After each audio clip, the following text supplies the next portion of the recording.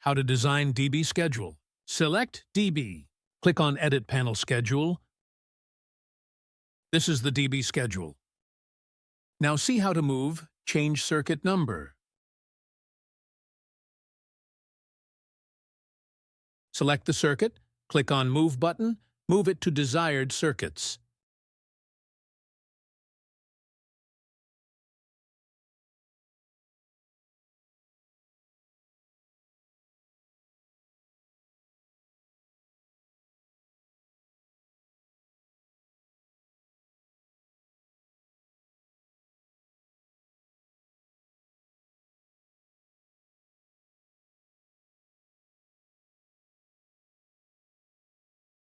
Circuits number in layout also changed.